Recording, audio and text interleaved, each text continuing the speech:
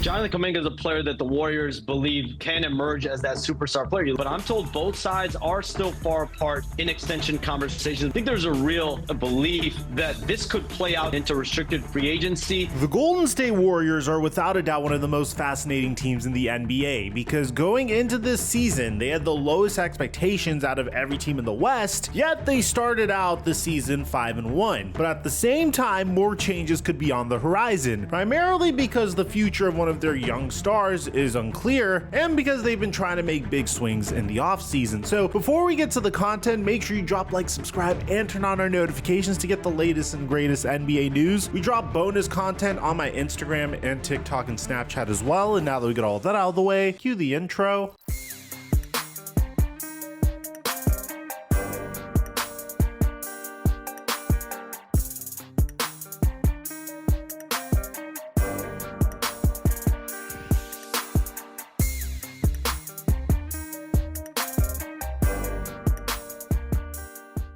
Dominated opening night on Prize Picks, hitting on the Anthony Edwards free square and making an easy $75, and then making another $150 on my Hauser LeBron James picks. We had a lot of NFL success as well, all in all making about $400 over the past week. Now, if you haven't signed up for Prize Picks, make sure you use my promo code microphone to get a free $50 when you make an entry of $5 or more. I give away my picks for free on Instagram at TheFlightMike or Snapchat at FlightMikeSnap, and thank you Prize Picks for the sponsor. Mic check 1 2 1 2. What's going on, everybody? If there's a way that I could describe the Golden State Warriors offseason, it would be unfortunate. And a lot of the missed opportunities weren't their own fault. I mean, to Mike Dunleavy Jr.'s credit, he did everything he possibly could whenever a difficult situation showed itself. For example, the Golden State Warriors were clearly going to lose Klay Thompson. Everybody knew that was going to happen. The writing was on the wall. Klay was a shell of his former self. He wanted max money from the Golden State Warriors and he wanted to be respected. He felt like the Warriors didn't make him a priority anymore. So when he decided to join the Dallas Mavericks, the Warriors had a plan to pivot where they would trade for Paul George. But the Los Angeles Clippers didn't want to trade Paul George to the Golden State Warriors. They were happier letting him walk for free. Apparently the reason for this was because the Warriors were unwilling to include Jonathan Kaminga in a deal for Paul George. But even if that's the case, the Warriors still offered multiple young players an unprotected first-round pick in 2027 when Steph Curry would have been 39 years old, and apparently the Warriors were worried that Paul George wouldn't want to sign a contract if they traded Jonathan Kaminga for him, which is kind of insane if you think about it because they have a lot of wing depth apart from Kaminga. I mean, the huge problem that the Warriors had before this season is they didn't know how to play Jonathan Kaminga and Andrew Wiggins at the same time, but this season's a different story and we'll get to that a little later. And Draymond Green even discussed this in his podcast. As you all know, Paul George was going to come to the Warriors, and we wanted Paul George to come to the Warriors.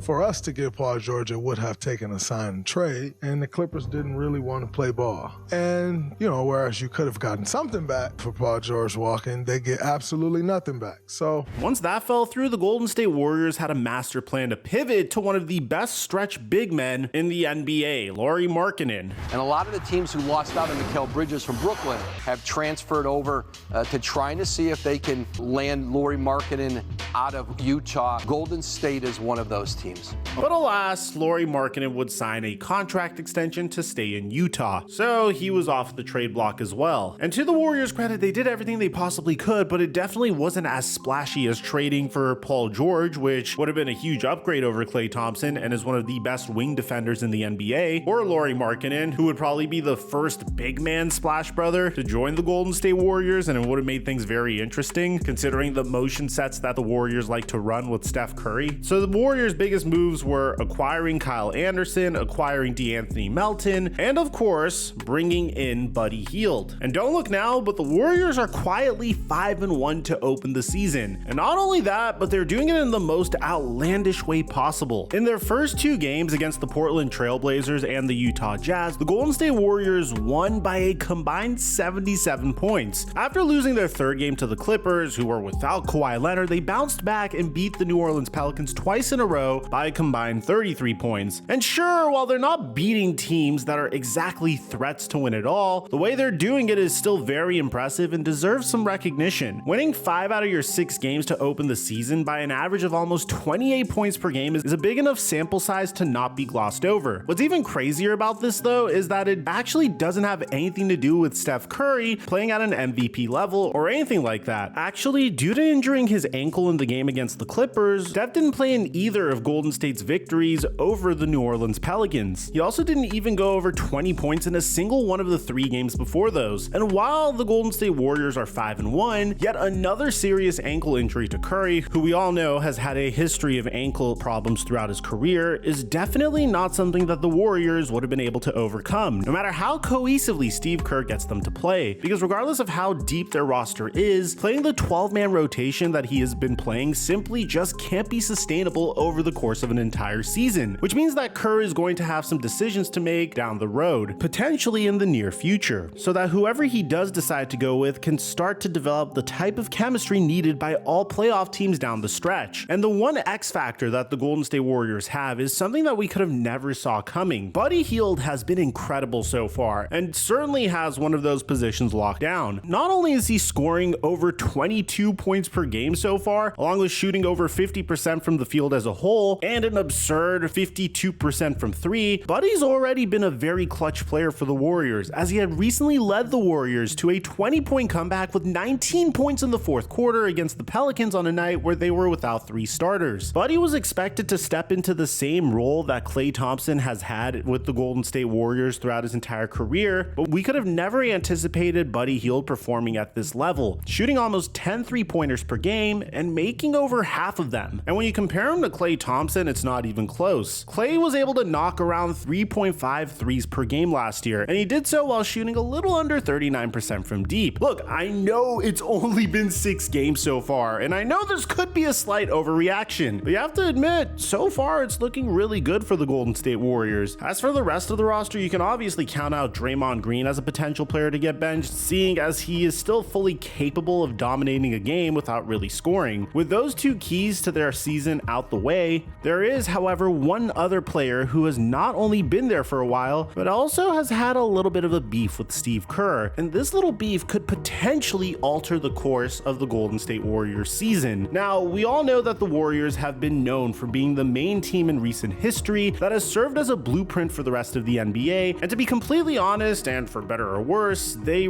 completely revolutionized the game of basketball and changed the NBA forever. And despite their recent woes, this primary staple of the Warriors game planning has not gone away. With that being said, one guy in particular that this could impact if and when Kerr does decide to shrink the bench a little bit could be Jonathan Kaminga, because on a team filled with people who shoot the ball from deep better than him, Jonathan Kaminga's under 34% career shooting from 3 could become his undoing in Golden State. It's not an ideal number for a guy that was drafted into the Golden State Warriors system. What's even more worrisome is that not only has that number declined to start the season, but it has completely fallen off of a cliff. Through his first 5 games of the season, Kaminga is shooting almost Bronny James-like numbers from 3, having made 2 of 13 from deep, giving him a 15% 3-point percentage. Whether this was the reason for his recent removal from the starting lineup or not is one thing, but for a guy who I think we can all agree is capable of scoring 20 points per game in this league if he is put into the right situation, this just doesn't seem right. I mean, again, this is a guy that the Warriors refuse to trade for Paul George. They really believe that Jonathan Kaminga is a huge part of their future. At the same time, they're not willing to extend him at the amount that he is seeking. So what is going on here? Multiple scenarios can play out. On one hand, I have to say that I wouldn't be surprised if this is the beginning of the end of Kaminga's time in Golden State. And before we start speculating, we need to discuss why Steve Kerr benched Kaminga to begin with. And he gave us a straight answer when he was asked about it. Well, without Steph and Wiggs, I didn't want to start Trace, Draymond, and JK. I wanted a little more spacing, and I knew it would be a JK game. I knew he would play a lot because he's played well against this team. The matchups are good for him. So I told him before the game, you're going to play a lot. This is just about combinations and getting a little more spacing on the floor to start. So all it is just shuffling the lineup to try to get the right 5-man grouping on there. But without Steph and Wiggs, to me it didn't make sense to start the 3 bigs without those guards. And while I guess this technically kind of makes sense, it literally just may have made matters even worse than what they've already been in the past between he and his head coach. Not to mention that Kaminga actually recently even shared that he found out about his benching from the coach via text message. And I have to say, I think it's fair to side with Kaminga on this one. To bench a player that you see as a clear part of your future via text message is just dastardly, especially coming from someone like Steve Kerr, who has always seemed to have at least a decent feel for the personalities of his players. I mean, this is a guy that dealt with Draymond Green for his entire coaching tenure with the Golden State Warriors. What makes it even stranger is that his handling of this sensitive situation comes on the heels of being only 1 season removed from the toxicity that former Splash Brother and Warriors legend Klay Thompson inflicted upon the locker room. Which means that if the Warriors have any intention of making some noise in the playoffs, they need to avoid that type of repeat situation by any means necessary. And if you think about it, this is the main reason that the Warriors weren't able to find success in the playoffs, whether it was dealing with Draymond Green's antics on the basketball court or in practice when he literally punched Jordan Poole. This is stuff that Steve Kerr has had to navigate within the past 2 years, which is why it's so strange for Kerr to bench Kaminga in the way he did. I'm not saying that the benching wasn't warranted, I'm just saying the way he did it is a little off. Because even if Kaminga is not the 3-point shooter that they need him to be at this point in his career, he is still nonetheless going to have to become one of the key parts of this year's team if the Warriors are going to max their season out with him involved. If he isn't, the idea of Kaminga not finishing this season out with the team that drafted him number 7 overall in the 2021 NBA draft is beginning to seem more and more like a legitimate possibility. Because with the failure between the two sides to reach an agreement for a contract extension by the October 21st deadline that just passed, by what was apparently a very large difference of opinion between Kaminga's camp and the Warriors front office as to his worth, Kaminga is now officially set to become a restricted free agent at the end of this season. This clearly means that Kaminga thinks that he's going to be able to get more money elsewhere than he can in Golden State. And while it would be more than crazy if we were to land above the $30 million per season contract that he was seeking, it's all but guaranteed that he's going to make more than whatever the Warriors were offering him. If he doesn't quite get that type of bag from any of the teams that would be out for his services, he would at least get the opportunity to prove himself on a shorter contract as being one of the more talented young players in the entire NBA and show that he is worth that type of contract next time around. Being that he literally just turned 22 years old last month, that could be a genuine and sensible route for him to take. If so, then the attention would turn to the teams that would be on the prowl for his services, and it seems that there would actually be several teams that'd be interested in Jonathan Kaminga. The first that come to mind are the Brooklyn Nets. Not only do they already possess the most projected cap space for 2025, but Kaminga could be just the type of young player with the upside that they need, and simultaneously they could provide him with the type of opportunity that he would surely welcome, and that's to play more minutes and potentially assert himself as a future all-star and key piece of the Brooklyn rebuild. But if that doesn't happen, then another team that is also somewhat obvious as a potential suitor is the Philadelphia 76ers, who are reportedly open to parting ways with some valuable capital in order to bring him in. But the Philadelphia 76ers seem to be in a much similar situation as the Golden State Warriors. Jonathan Kaminga's role would be slightly elevated, but the 76ers clearly wouldn't be his team. He'd be the fourth option behind Joel Embiid, Tyrese Maxey, and Paul George. But obviously, the 76ers deal with a lot of injuries, so maybe he gets an opportunity to see his role increase. But a team that I believe is the most likely to trade for Jonathan Kaminga is a team that has always been at the forefront of player development and overachieving in the NBA playoffs, and that team is the Miami Heat. This could completely change the dynamic of the Western Conference as we know it. It's no secret that the Heat have been at odds with fan favorite Jimmy Butler ever since last year's playoff run, when Pat Riley said this about Jimmy Butler. You know, for him to say that, I thought, is that Jimmy trolling? Or is that Jimmy serious? If you're not on the court playing against Boston or on the court playing against the New York Knicks, you should keep your mouth shut in your criticism of those teams. And this comes after Jimmy Butler said this. If I was playing, Boston would be at home, New York damn sure would be fucking at home. I love Tibbs, but I don't want to. I love Tibbs. I love you, baby. I want to beat you to a pulp.